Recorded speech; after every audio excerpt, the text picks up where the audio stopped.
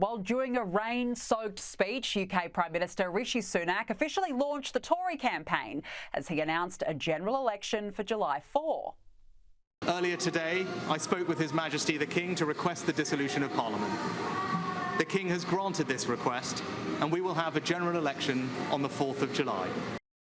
Joining me now is Sky News contributor Emily Carver. Emily, good to see you. Thanks for joining us. Look, it's very dramatic with the rain falling there on his shoulders. The general election announcement seems to have taken many by surprise. What's been the reaction? Oh, wow. It's taken nearly everyone by surprise. He kept his team so tight-lipped. I think this was made very, very recently, this decision. I think it's not just a snap election. It was a snap decision. It was only last week he was saying that we could all book our summer holidays, not to worry, the election's going to be in the second half of the year. And of course, technically, now it is in the second half of the year, but we were expecting the autumn. Everyone was expecting an autumn election. We thought he would cling on to power as long as possible. But of course, earlier this week, that all changed, and him standing in the pouring rain. I mean, if you're generous, you could say it's very British, almost patriotic to stand there in the rain and insist on doing so. But it did make a lot of memes. It got a lot of mocking. And Rishi Sunak didn't really look like the statesman who's going to take the party through this election to success. I mean, there are some people who are saying this is utter madness within his own party. Conservative MPs furious that he's made this decision so early, when things are starting, at least when it comes to the economy, to look a little brighter. So it doesn't make a whole lot of sense. Now, there are some people who think this is all about Nigel Farage, the architect of Brexit. Nigel's saying that he was about to throw his hat in the ring and stand as a candidate for the Reform Party. He's now decided not to do that, but some are saying that's why Rishi Sunak decided to make this snap decision. Well, I wonder what Rishi Sunak's thinking about that decision now. Look, he seems to be very optimistic, particularly by the speech that he gave. Do you think his party have got a chance here?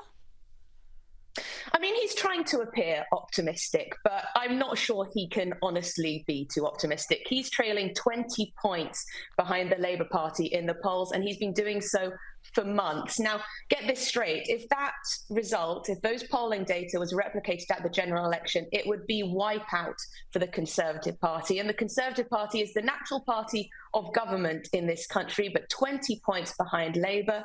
And I think the problem is, yes, he's calling this for damage limitation reasons, actually, I think, at this point.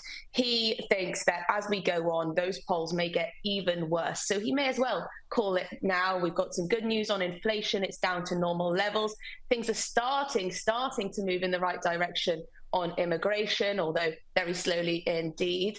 But the optimism, he's saying to Keir Starmer, come on, let's have a debate, a televised debate every week of this 6-week campaign. He's goading Keir Starmer to do that. So, you know, maybe he's up for the fight, but it's not looking too positive for him at the moment. All right, well, a busy summer for everybody now. It's smack bang in the middle of your summer. You've now got a general election. So there you go.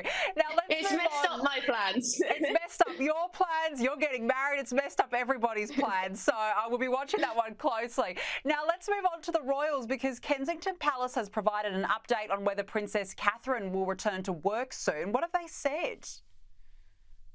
Well, it looks as though we are very much still awaiting her return to public duties. A spokesman from Kensington Palace has said she's not expected to return to work until it's completely cleared by her medical team. They've given no indication of when exactly that will be. But remember, initially, the palace said that she'd be back after Easter. We're quite a bit past that point now, so it is worrying. But Prince William did say a couple of weeks ago that she's doing well following her cancer diagnosis.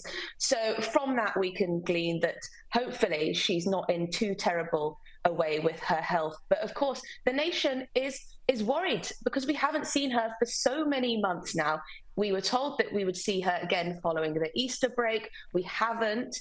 She has released a report, but again, she was not at that release. She just gave some words through her spokesperson about how she's excited about the release of this new work that they're doing on young children and early childhood and all that. But it remains to be seen when she'll be back in the public eye. But it's been a long time now.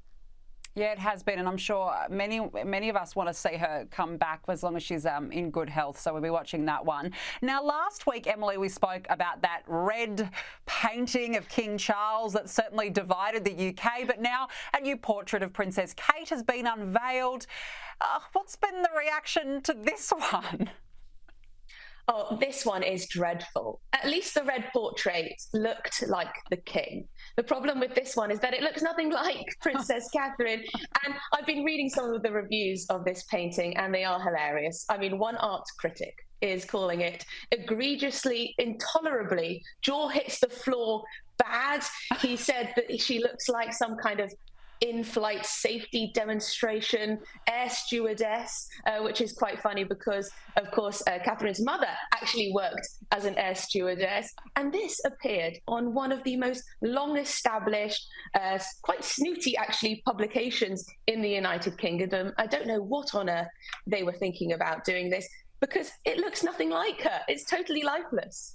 It's totally lifeless, and she's such a beautiful-looking woman. What on earth have they done? It's a shocker. It's a shocker, Emily. It is. Emily Carver, good to speak with you as always. Thanks so much for joining us this evening. Thank you.